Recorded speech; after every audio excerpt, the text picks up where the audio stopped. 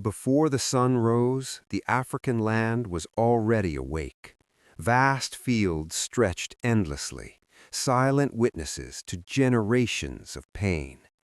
Black African men and women were forced from their shelters before daylight, chains clinking softly as they walked toward labor that never ended. White colonizers ruled the land with weapons, laws, and fear, turning human lives into tools for profit. Among the workers was Jabari, a man in his early 20s, strong in body but carrying exhaustion far older than his age. As he stepped onto the fields, he felt the weight of history pressing down on his shoulders. Every footstep reminded him that this land once belonged to his ancestors. The sun rose slowly, and the day of suffering began again. Under the burning sun, Jabari was forced to plow hard soil with a wooden tool tied to his shoulders. Nearby, others guided animals through the fields, while some were ordered to drive heavy crop carts along dusty roads. Overseers watched closely, shouting commands, punishing even the smallest pause. A man stumbled beside Jabari and collapsed. Without hesitation, the overseer struck him. The body was dragged away. Work continued. Something inside Jabari hardened.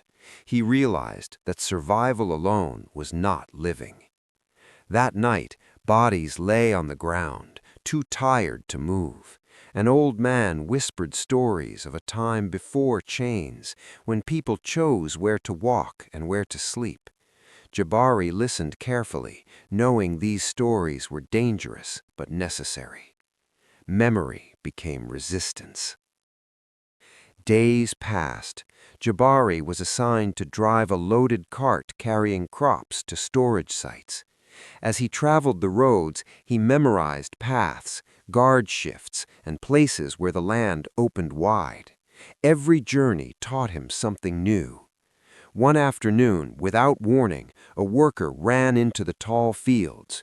Guards shouted, horses followed, gunshots echoed.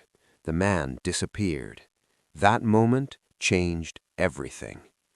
The colonizers increased punishment, but fear no longer worked the same way. People whispered more, looked longer, planned quietly.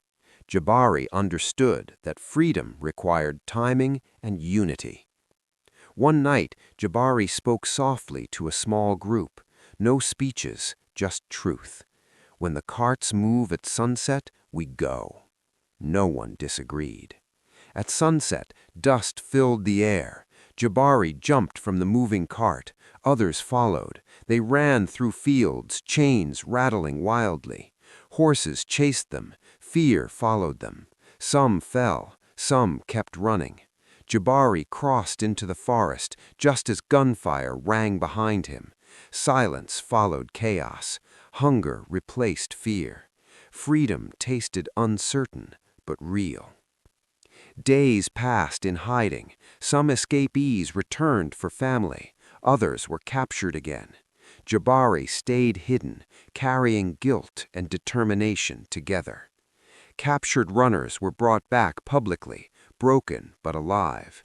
The colonizers expected submission. Instead, anger spread like fire. Fields became places of silent communication. Signals passed through movement, sound, and rhythm. The land itself carried messages. Dozens ran together this time, across open land, across fear. The earth shook beneath them. Violence followed without mercy. Many fell, but something broke forever that day. Control was never the same again. Survivors escaped in different directions. Stories traveled with them, igniting resistance elsewhere. Jabari became a name whispered across lands. Forced labor ended in some regions, not everywhere, but enough to change history. Children grew up hearing stories of courage. Memory became inheritance. The land healed slowly, though it never forgot the blood beneath its soil. The fields remained. The scars remained, but freedom remained too. And beneath the same sun that once watched suffering, a people stood unbroken.